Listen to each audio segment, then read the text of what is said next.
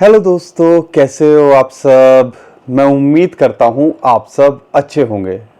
दोस्तों, बिटकॉइन एक resistance face कर रहा है, लेकिन वो 2-3 दिन पहले का जो क्रैश था, ऐसा लग रहा है मार्केट उससे उभरते देखने को मिल रही है। लेकिन इतनी आसानी से क्या उभर सकती है? क्योंकि यहाँ पर डोनाल्ड ट्रंप ने जब टैरिफ की बात करी थी फ्राइडे को, उसके बाद क्रिप्टोकरेंसी मार्केट के अंदर क्या हुआ था वो सबने देखा और सदमे से कम नहीं था, क्योंकि हिस्ट्री का सबसे बड़ा क्रैश था वो। लेकिन उसके बाद हफ्ते की शुरुआत से पहले ही ट्रम्प भाई साहब ने स्टेटमेंट बोली कि डिप्रेशन में ना आए चाइना, हम नहीं चाहते कि शी जिनपिंग जो है डिप्रेशन में आए, तो चाइना के साथ सब ठीक हो जाएगा। तो पॉजिटिव या सॉफ्ट जो है सिग्नल वो आने लगे। और यहाँ पे चाइना की तरफ से भी अभी स्टेटमेंट निकल के आई कि जैसे जिस तरीके का जवाब वो मांगेंगे हम वैसा जवाब देंगे। यानी कि अगर वो ट्रेड वॉर की बात करेंगे तो हम भी इस चीज़ के उस हिसाब से बात करेंगे, टैरिफ की बात करेंगे। लेकिन हमारे दरवाजे हमेशा जो है खुले हुए हैं नेगोशिएशन के लिए। तो कहीं ना कहीं दोनों का स्टांस जो है वो थोड़ा सॉफ्ट होता देखने को मिल रहा है। लेकिन मार्केट के अंदर जो उधेड़ बुन करी है, और यू नेवर नो भैया, ये जो है कहीं ना कहीं मैन्युपुलेशन कितनी करते हैं आप सबको पता है। और इनकी लड़ाई के बीच में आम आदमी फंसा रह जाता है और ये सब चीज़ें चलती रहेंगी। स्पॉट में हो तो आपको भी पता है देर सवेर में मार्केट रिकवर हो ही जाएगी, और ऐसा ही होते देखने को मिल रहा है। बिटकॉइन $1,16,000 पे जाने के बाद अभी $1,14,000 के आसपास है। एक टेक्निकल रेजिस्टेंस है, उसके बारे में मैं आगे आपको बताऊंगा। लेकिन इसके अलावा इथेरियम $4,200-4,300 से एक रेजिस्टेंस फेस कर रहा है, वहाँ तक गया, अभी थोड़ा सा करेक्शन करता देखने को मिल रहा है। उसके बाद में बीएनबी ने कल जो है अपना नया ऑल टाइम हाई बना दिया। ये क्या हो रहा है यार मार्केट के अंदर। एक जगह तो ऐसा लग रहा है कि मार्केट के अंदर सब कुछ खत्म है, और एक कॉइन वो लीक से हटके अपने नए ऑल टाइम हाई बना रहा है। तो ये बहुत कुछ चल रहा है क्रिप्टोकरेंसी मार्केट के अंदर। ये सारी बात करने वाला हूँ और आपको समझाने वाला हूँ बिटकॉइन का क्या लगता है, क्या न्यूज़ अपडेट निकल के आ रही है, और यहाँ पे अब क्या ग्लोबल सिचुएशन बन रही है। गोल्ड ने अपना एक नया ऑल टाइम हाई बना दिया भैया। अगर यहाँ पे गूगल पे भी सर्च मारते हैं तो 1,26,000 1,27,000 रुपये 10 ग्राम दिख रहा है। तो कई लोग बोल रहे हैं यार ऑल्ट कॉइन्स की जगह गोल्ड में ही होते तो ज़्यादा बेटर था। तो बहुत सारी चीज़ें हैं बताने और समझाने को, सबकी बात करेंगे, कुछ कॉइन्स की भी बात करेंगे। लेकिन आज की सबसे बड़ी खबर जो है वो वजीरेक्स के यूज़र्स के लिए है, क्योंकि फाइनली उनका इंतज़ार ख़त्म होता देखने को मिल रहा है। क्योंकि जो हैक हुआ था वो तो चला ही गया था, लेकिन 52% के आसपास जो क्रिप्टो थी वो वजीरेक्स के पास बच गई थी। और यहाँ पे फाइनली सिंगापुर के अंदर वो केस चल रहा था। इन्होंने प्रपोजल दिया था कि यार यहाँ पर जो है हम उसको बांट सकें, तो फाइनली वो प्रपोजल अप्रूव हो गया है। तो जल्दी ही आपके पास में जो आपके पैसे हैं जो बचे हुए हैं वो मिलते देखने को मिल सकते हैं।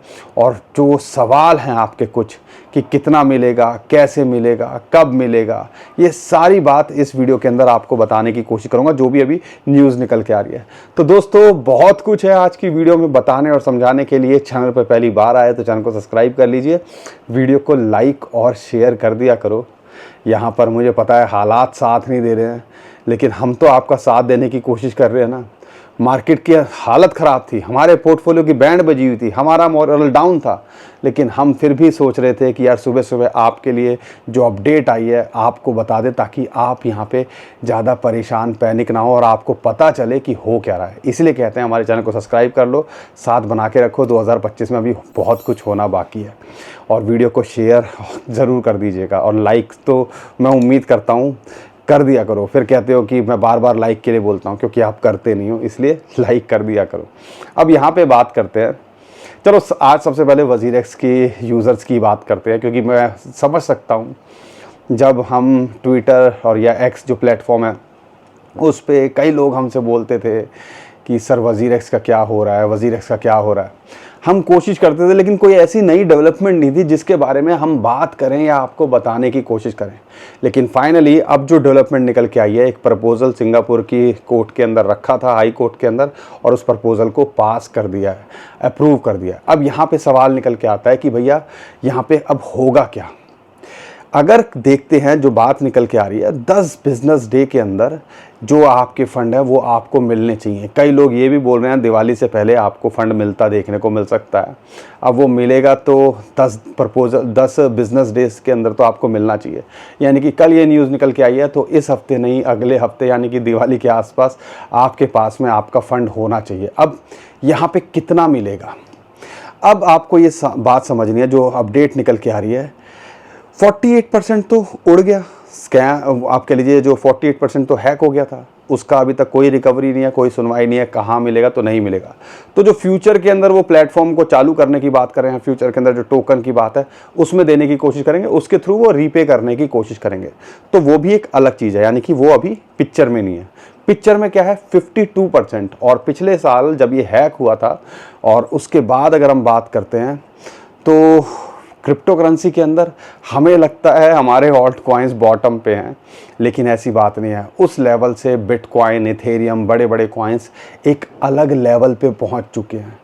तो यानी कि उम्मीद की जा रही है कि जो फंड आपका है, जो लॉस हुआ था, तो मान लीजिए अगर आपके 100 रुपये हैं तो उम्मीद की जा रही है कि ऑलमोस्ट उतना ही कवर हो चुका है।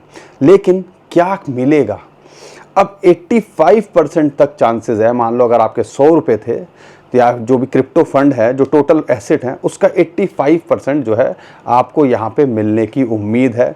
एग्जैक्ट फिगर क्या होगी वो तो जब लोगों को क्रेडिट होगा तभी पता चलेगा, और क्या वैल्यू रहेगी। कई लोग बोल रहे हैं जो उस डे पे जो है, जिस दिन के ऊपर ये डिस्ट्रीब्यूट करेंगे उसकी वैल्यू को काउंट करेंगे, या कैसे होगा, जब मिलेगा एक्चुअल में पता चलेगा। लेकिन ओवरऑल आपको ये उम्मीद कर सकते हो कि 100 रुपये अगर आपके हैं, एक तो शुक्र है मार्केट का कि यहाँ पर 48% उड़ने के बाद में भी, स्कैम होने के बाद में भी, आप कह लीजिए हैक होने के बाद में भी, उसके बाद में भी 52% की जो है वो आज इतनी वैल्यू हो चुकी है कि कम से कम 100 रुपये के हम 100 रुपये से लेके 85 रुपये तक उम्मीद कर सकते हैं हमें आने वाले दिनों के अंदर मिल जाएंगे।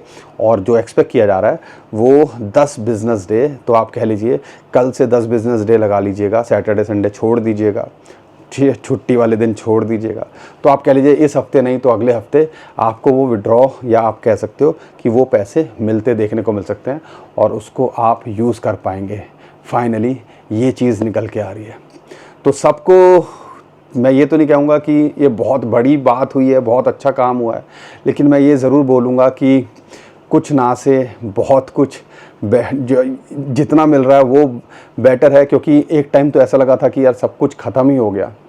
तो सबको मुबारकबाद, फाइनली आपने इतना पेशेंस दिखाया और यहाँ पर हम उम्मीद करते हैं जो आपको जो भी मिलेगा उसको आप सही से इस्तेमाल करेंगे, और एक बड़ी लर्निंग होगी कि हमें यहाँ पे क्या करना चाहिए, कौन से एक्सचेंज पे क्या करना है। और बेटर यही रहता है कि अपने पर्सनल वॉलेट में रखें। लेकिन मुसीबत ये भी तो है, इंडियन एक्सचेंजेस, कहने को इंडियन एक्सचेंजेस है, ज़्यादातर रजिस्टर्ड बाहर पे हैं और वो विड्रॉल देते नहीं हैं। तो बहुत सारी कठिनाइयाँ हैं, लेकिन जो फंड मिलेगा उसको आप थोड़ा सा सही तरीके से इस्तेमाल करने की कोशिश कीजिएगा।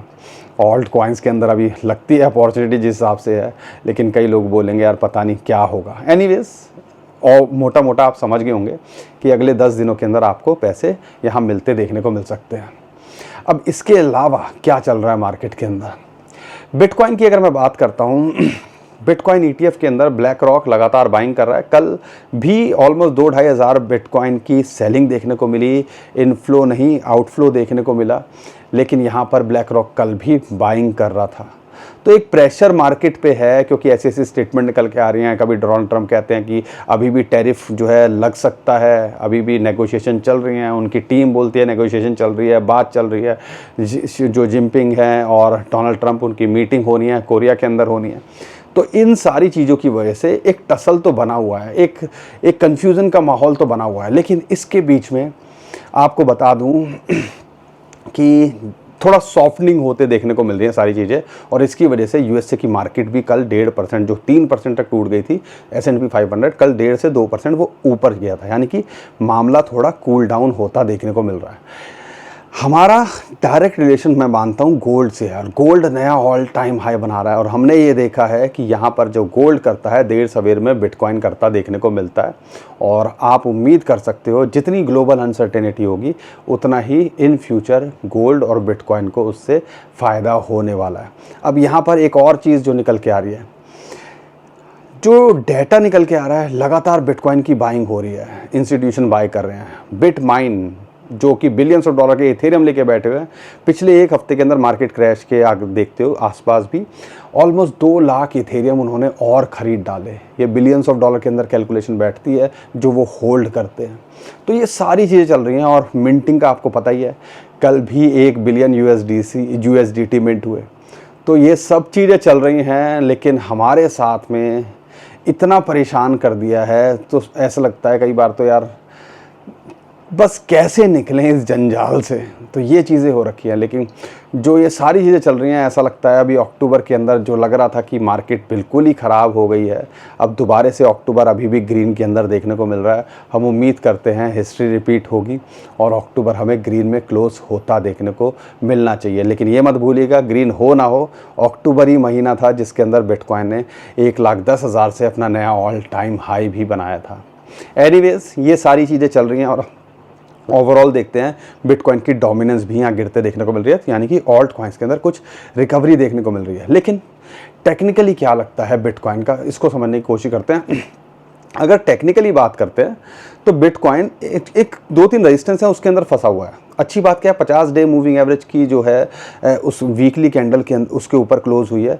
लेकिन 50, 21, 100 ये 2 मूविंग एवरेज आती हैं जो कि लगभग 1,15,000 1,16,000 डॉलर पे आती हैं, उसके ऊपर फंसा हुआ वहाँ एक रेजिस्टेंस फेस कर रहा है। एक चैनल की जो है सपोर्ट इसको 1,10,000 1,11,000 पे है, यहाँ तक रीटेस्ट भी करता है तो हम ज़्यादा शॉक नहीं होंगे। लेकिन अगर यहाँ से इसके ऊपर ये क्लोज कर पाता है जो मैं बता रहा हूँ 1,15,000 $1,15,000 तो हमें लगता है आने वाले टाइम के अंदर ये दोबारा से 1,20,000 और अपने ऑल टाइम हाई को टेस्ट करता देखने को मिलना चाहिए। क्योंकि यूजुअली ऐसा लग रहा है कि जो कोरिलेट कर रहा है या मार्केट यूएसए की जैसे रिएक्ट कर रही है वैसे काम कर रहा है, लेकिन देर सवेर में ये अल्टीमेटली गोल्ड को फॉलो करता देखने को मिलना चाहिए।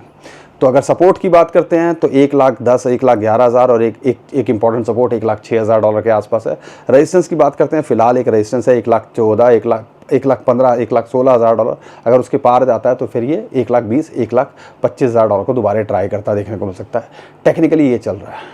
डोमिनेंस का मैंने आपको बता ही दिया मामला क्या चल रहा है, लेकिन ऑल्ट कॉइन्स के अंदर क्या चल रहा है उसको थोड़ा सा समझने की कोशिश करते हैं। और ऑल्ट कॉइन्स की अगर हम बात करते हैं, इथेरियम वही ऑलमोस्ट 21 और 50 डे मूविंग एवरेज की जो रेजिस्टेंस आ रही है 42-4300 डॉलर, उसको उसने टेस्ट करने की कोशिश की, लेकिन वहाँ से रिजेक्ट होके, क्योंकि बिटकॉइन थोड़ा सा अभी करेक्शन लेता देखने को मिल रहा है तो दोबारा से ये रिजेक्ट होता देखने को मिल रहा है। अगर हम चाहते हैं कि ये नया ऑल टाइम हाई बनाए तो इसको रेजिस्टेंस को ब्रेक करना ज़रूरी है। अगर एंट्री के लिए देख रहे हो तो 4,000 और ऑलमोस्ट 3,700 डॉलर के आसपास दो, और एक इंपॉर्टेंट जो आप सपोर्ट या एंट्री देखते हो वो 3,500 से 3,500 डॉलर के बीच में वहाँ सपोर्ट मिलती है, वहाँ आप देख सकते हो। अगर मैं सोलाना की बात करता हूँ 160-170 डॉलर पे आ गया था, 200 डे मूविंग एवरेज की सपोर्ट मिली। उम्मीद करता हूँ तब आपने वहाँ फोकस किया होगा। अभी दोबारा से 200 डॉलर के ऊपर चल रहा है और एक रेजिस्टेंस है 220 डॉलर, उसको अगर ये पार कर पाता है तो हमें उम्मीद है आने वाले टाइम के अंदर ये भी आपको अच्छा करता देखने को मिल सकता है, अपने नए ऑल टाइम हाई को छूता या बनाता देखने को मिल सकता है। अगर मैं बात करता हूँ यहाँ पे BNB 1,350 डॉलर का कल नया ऑल टाइम हाई बनाया और अभी थोड़ा सा रिजेक्शन या करेक्शन होता देखने को मिल रहा है। लेकिन BNB की पिक्चर अलग चल रही है। वही कहेंगे चलती ट्रेन में हमें दूर रहना चाहिए, क्योंकि जितना ये ऊपर जा चुका है तो यहाँ पर हमें घुसने की कोशिश नहीं करनी है। प्रॉफिट बुकिंग पे आप फोकस कर सकते हो। लेकिन हाँ, अगर बिटकॉइन अच्छा करेगा जो करना चाहिए आने वाले 2-3 महीनों के अंदर, तो ये भी 1,400-1,500 डॉलर जाता देखने को मिल सकता है। बाकी अगर मैं बात करता हूँ यहाँ पर ADA की, एक 0.7 डॉलर के आसपास है, एक अच्छी एंट्री का मौका यहाँ दे रहा है। एक एंट्री 0.5 डॉलर के आसपास मिल जाए तो फोकस किया जा सकता है। एक रेजिस्टेंस मिल रही है, लेकिन इसको पार करता है तो हमें लगता है ये भी आने वाले टाइम के अंदर अच्छा करता देखने को मिल सकता है। एक 1.1-1.2 डॉलर जाने का तो ये पोटेंशियल रखता ही है। अगर मैं बात करता हूँ यहाँ पे सुई की, ऑलमोस्ट 2.5 डॉलर के आसपास अगर मिल रहा है तो फोकस किया जा सकता है। 2.8 डॉलर के आसपास चल रहा है। 3 डॉलर के नीचे अगर देख रहे हो तो एक अपॉर्चुनिटी की तरह लगता है। लॉन्ग टर्म में ये 5-5.5 डॉलर जाने का पोटेंशियल रखता है और शॉर्ट टू मिड टर्म में 3.6 से लेके 4 डॉलर जाने का भी ये पोटेंशियल रखता है। बाकी दोस्तों बहुत सारे कॉइन्स हैं, बहुत कुछ करते देखने को मिल रहे हैं, लेकिन वही बात है, यहाँ पे जब मार्केट के अंदर हालात ऐसे होते हैं तो लगता है कि कुछ नहीं होने वाला।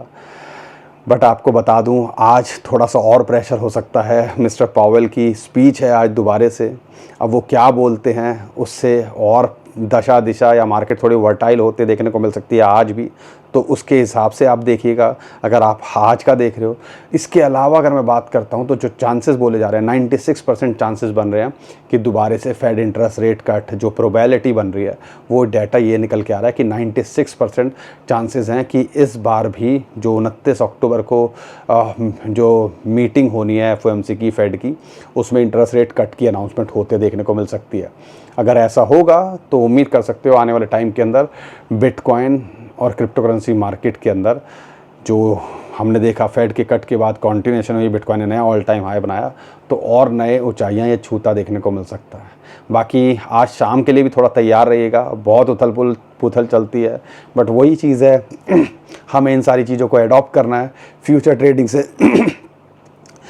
ट्रेडिंग से थोड़ा दूर रहना है। स्पॉट में हो तो देर सवेर में चीज़ें सही हो ही जाएंगी। अगर फ्यूचर में हो तो माल उड़ेगा, जब पैसा ही नहीं, कैपिटल ही नहीं बचेगी तो फिर आप क्या कर लोगे। तो थोड़ी समझदारी दिखानी है, जब मार्केट इतनी वोलेटाइल हो तो अवॉइड करने की कोशिश करनी चाहिए। बाकी दोस्तों, हम कोई फाइनेंशियल एडवाइज़र नहीं है, हम कोशिश कर रहे हैं जो भी इन्फॉर्मेशन अपडेट है वो आपके सामने शेयर करने की, लेकिन आप सब थोड़ी समझदारी दिखाइएगा।